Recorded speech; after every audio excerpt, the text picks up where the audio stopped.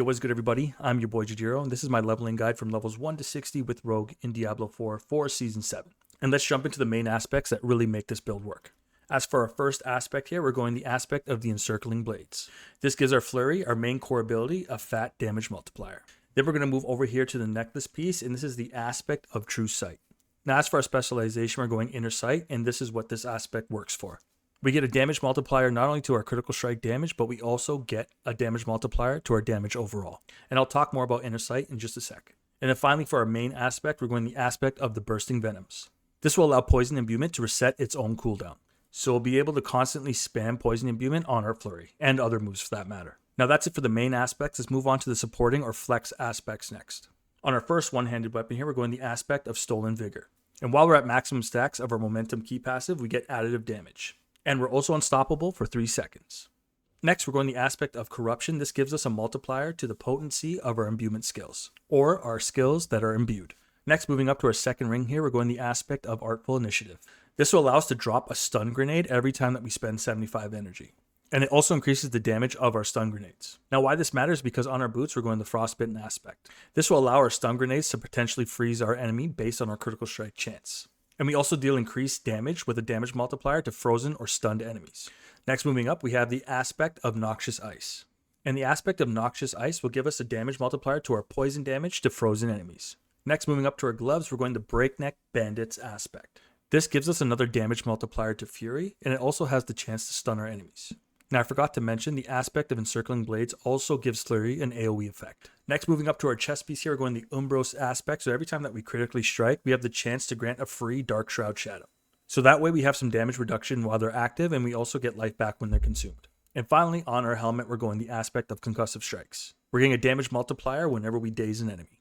Alright, so that is for all the main and flex aspects. Let's move over to the specialization next. So as for our rogue specialization, like I said before, we're going Inner Sight. Now what Inner Sight does is when it procs, when we get our gauge full, we get unlimited energy and increased critical strike chance. I'll demonstrate this either in the pit run that we do later in this video or the rotation demonstration.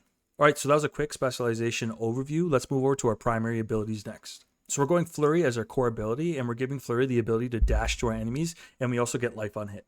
I'll also demonstrate this in the pit or the rotation demonstration. Next, for our basic ability, we're simply just going Puncture. This will allow us to regenerate our energy if need be, and it also makes our enemies vulnerable. But with all the witch powers, we don't need to make our enemies any more vulnerable than they already are. Moving over to Shadow Step, this will be our unstoppable proc.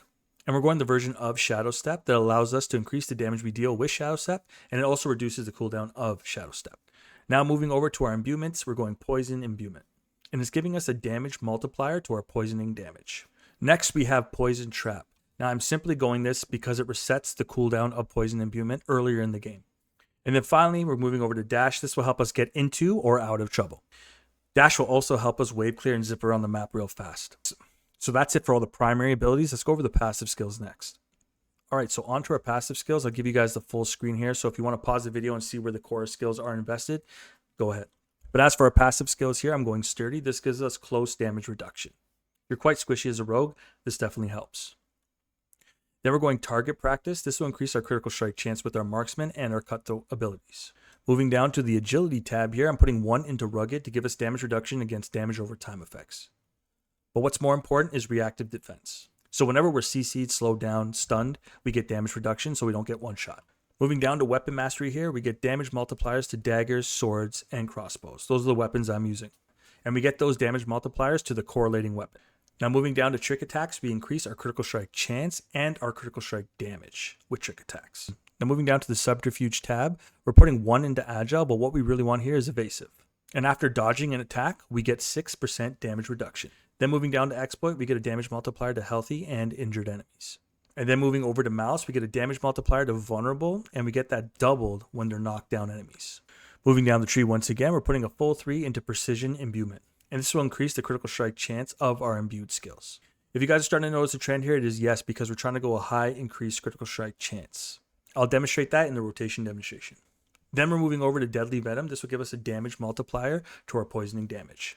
Moving over to the left here, we're going Frigid Finesse, and this increases the damage we deal to chilled enemies, and that bonus increases if the enemy is frozen. And then down to our ultimate tab here, simply all we went was Energy Regeneration. So we put a full 3 here to get us energy regeneration while we're moving. And then we put another 3 into innervation so that we have a lucky hit chance to restore energy. And then we maxed out haste as well so that when we're above 50% energy, we get increased movement speed. And while we're below 50% maximum energy, we get 15% increased attack speed. And then finally for our key passive here, we want good old momentum. And momentum gives us damage reduction, maximum energy, a multiplier to our energy regeneration, additive movement speed, and another multiplier to our damage. And momentum can stack 10 times. But yeah, that does it for all the passive skills in our key passive. Let's move over to the Paragon board next.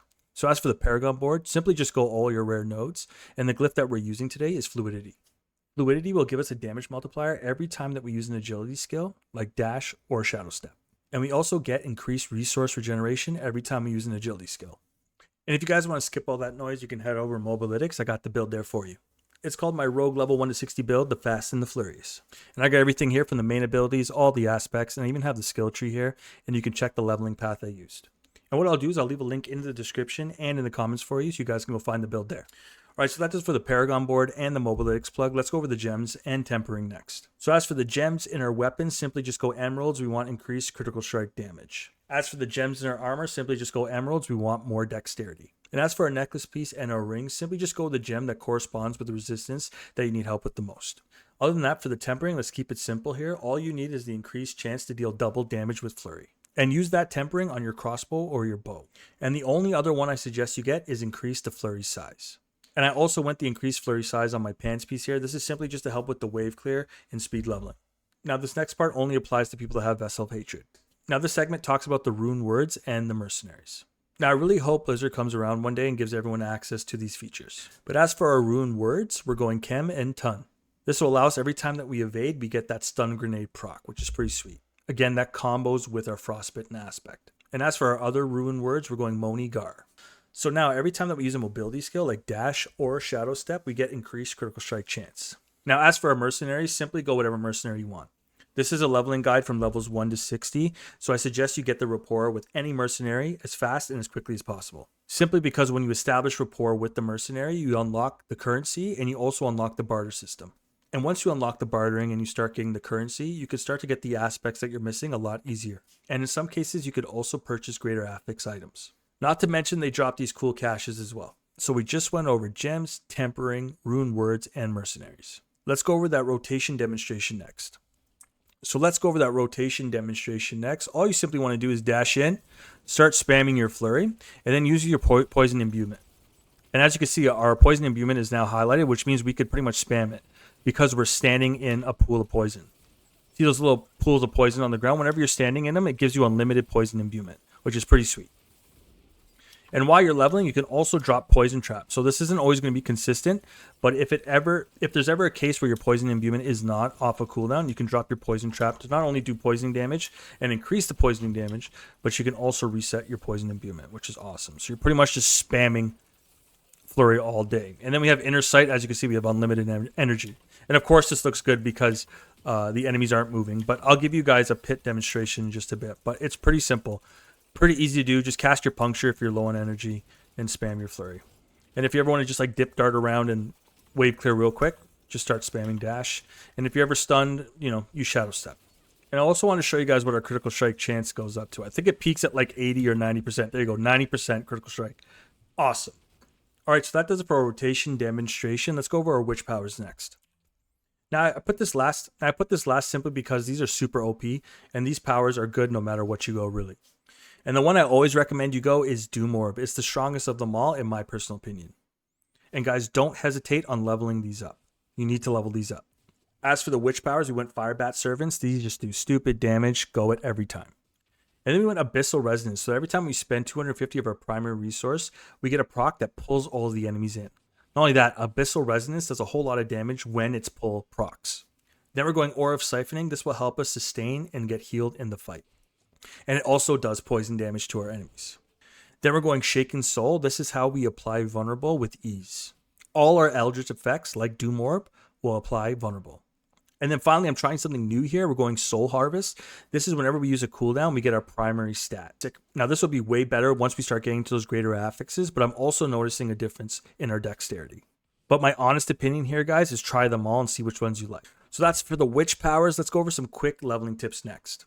All right, first things first, when you start a new character, the first thing you want to do is go over to your wardrobe. Scroll down here to your pets, equip your pet. Now your pets will help you pick up things like gold and all those other things you don't want to pick up like materials. It'll definitely help your leveling experience feel a lot easier. Next, move over to your consumables tab here and always make sure that you have an elixir on. This will give you passive experience gain. And then don't forget about our seasonal journey here. We're going to go over here and click on seasonal blessings, and what we get while we're doing our seasonal journey is smoldering ashes. And the first 2 urns that you want to invest those smoldering ashes into is the Urn of Aggression and the Urn of Rot. The Urn of Aggression will give you passive experience gained, and the Urn of Rot will increase the amount of Restless Rot that's dropped. And that Restless Rot is what you use to upgrade your witch powers. And you want to get those witch powers upgraded as soon as possible.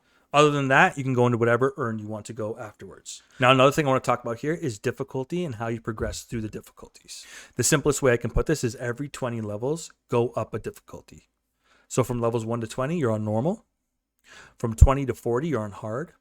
And from 40 to 60, you're on expert. Now, from 50 to 60, you could also go on penitent. But I recommend expert because you level up just as fast. But something I don't often talk about here is once you get to Torment level 1, something I highly suggest you guys do is the Party Finder. Now, I know the Party Finder isn't for everybody. I know some people want to play solo, but if you want to level up quicker and get better items, I highly suggest the Party Finder. And I'm going to show you guys how to do it. What I simply do is I go list a party, then I go to the activity, and I just do seasonal. And then I go to any expansion. We're all about inclusivity here. And then I also do headhunt. And as for the tags, I simply just go blasting quick clear. I don't want to put any tags that feel discouraging to a player. However, I do put things like first time and relaxed. And as for social, I typically like to put newcomers. You could also put sociable if you like, but I feel like newcomers welcome is really cool, especially for everyone trying to get into the game. And especially if you're new yourself, it's dope to let everyone know, like, you know, where everyone stands. And then I simply just hit list party. And once I list the party, within minutes, I have a full party. And I'm getting an experience boost, and for whatever reason, the items that drop are way better, especially in Torment 1. I found the hardest part about Torment 1 and Torment 2 is grinding through that and not being able to get those greater affix items. And whenever I'm in a party, I get more experience and more greater affix items, so there must be something to this Party Finder. So that does it for my quick leveling tips, the Party Finder, and the difficulty progression. Let's talk about what you want to be doing to level the quickest next. So if you watched my previous videos, or if you're new, what I simply recommend you do is headhunting. And that's the seasonal objective, the seasonal theme. And on the map, there's 4 different locations given at any time. And what you want to do is do every single objective to get Grim Favor. Now, there are some objectives that I suggest you do, and some I suggest you don't. And the ones I suggest you do are Fugitive. This is the big baddie on the map, and you get 5 Grim Favor. And I also highly suggest Scour and Shepherd. For Scour, all you simply have to do is collect herbs on the map, and those herbs also help you make elixirs. And once you've done that, you get 3 Grim Favor. And then there's Shepherd. What happens is little pets appear on the map, and you have to escort them back to the tree of safety. That's what I like to call it anyways. And once you've done that, you get 3 Grim Favor, and you get it real quick. And before you know it, you're doing Purge the Rod as well. This will happen passively. This is simply just by destroying enemies on the map. And once you hit 150 enemies destroyed, you get 3 Grim Favor. And then you'll have enough Grim Favor to turn in for a cash and some sweet experience. And remember, you're not tied down to any specific location, so you can keep jumping to different locations if you want to do that faster. Now, the objectives I suggest you stay away from are Wisps and Patrol. Now, Patrol wouldn't be so bad if it simply rewarded more Grim Favor, but it doesn't. And both these objectives are time-gated, which means you have to follow an NPC around to complete them.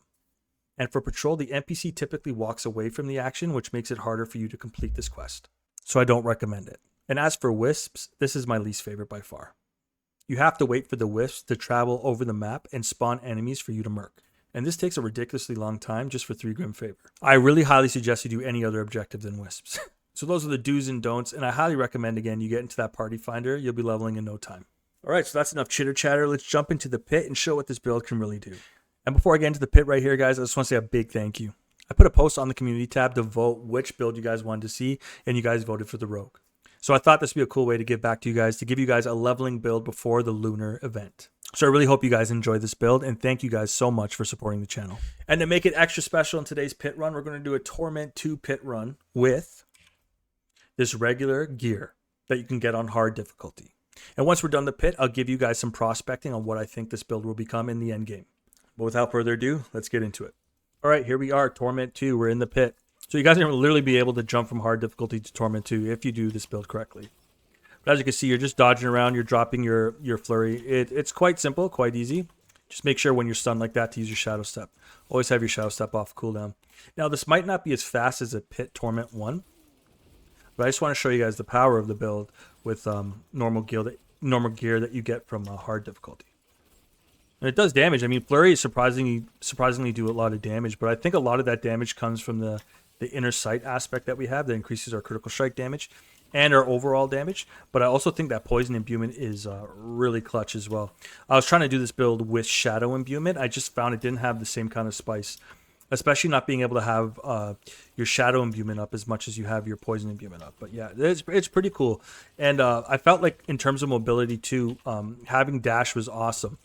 It just helps us clear the map as well. And one thing I talked about is how Flurry has the ability to dash to an enemy. So if you just simply hold down Flurry here, you can dash to the enemies. You don't necessarily have to dodge every single time. But sometimes it drops off, but it also heals us. So it definitely gives us some tankiness to the build.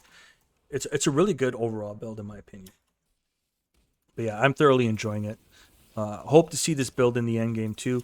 I think there might be some things to switch up, like the hard part is once you're making end game builds, you got to make sure that you get that Paragon board just right, and you also got to make sure that you're going the right amount of mythic uniques and uniques. Sometimes it gets a little too oversaturated, and you're missing like some key aspects that you really need. So that's one thing I always say keep in mind when you're making your end game builds is try not to do too much. Less is more for sure, but I mean those mythic uniques are also just absolutely OP. But yeah, I'd love to see where this build goes, and it should be viable in the late game. I'm sure there's a Flurry build, but I see a lot of people messing with the ultimate abilities of Rogue right now, like Shadow Clone, Death Trap, and such. And although that might be meta, I really like to make my builds of my own ingenuity, and I really like to stray away from what people or majority of people are doing, and try and carve my own path, so to speak. And then give that to you guys so you guys can use the build too if you like. But yeah, having a whole lot of fun making these builds anyways, man. And that's why I'm making these builds. It's simply just to help my fellow gamer out with their game, whatever their class is, and just to have fun, man. I think that's what video games should be about always. Just having fun. I enjoy the meta too, right? But let's see where these builds go. So I don't want to speak before I start making those end game builds for you, but I'm planning on maybe doing some live streams this weekend. If you guys want to come through and do those live streams, or like come through and level up real quick. I know the lunar event's happening soon as well. So yeah, if you guys want to come through and never hang out and you guys need some help power leveling, or you simply just have questions, yeah, always come through the live stream if you see that I'm up. But yeah, having a whole lot of fun, and hopefully I get to those end game builds by next week. But here we go. Let's do some single target damage to the boss. Let's see how well we do. Oh, this is why we're one of the harder bosses too. Oh, I popped my poison beam a little too early there, but we're in a poison pool right now, so we can literally just spam our poison imbuement. Yeah, it feels a little staggered though. I don't know why. I don't think Flurry's bugged, but sometimes it just feels like it's stuck. Like you just want to be spamming it, but you can't really do it. But anyways, poison damage does enough. Again, this is Torment 2. We got regular gear on. If you look at our stats too, it's hilarious. Like our armor is like 18% damage reduction, and look at our resistances. We should be getting one shot, but we're not. Strong build. That was a Pit tier 35 Torment 2 with regular gear on. As for the endgame prospecting, I think we really need to get our hands on some mythic uniques soon, and some uniques for the rogue. I'm also collecting some greater affixes, so I plan to make an endgame build for the rogue. I just gotta simply mix and match what I think is applicable. But that's my endgame prospecting. Let's go over the build summary next. Core ability, we're going Flurry. We're going Puncture as our basic ability. Then we're going Shadow Step for our Unstoppable proc. Then we're going Poison Imbuement. Then we're going Poison Trap. And then we're going Dash. As for all the character sheet aspects and all the gems and the tempering, I'll chapter that for you in this video. You guys can go check it out there. And if you guys want an overview of this build, you can go over to Mobalytics and check that out there. I'll leave a link again in the description and in the comments for you. But guys, I really enjoyed making this build. This one was for you. You guys voted on it. Here you go. I hope you enjoy. And that does it for me. I'm your boy Jadiro. Sign out for now. Peace.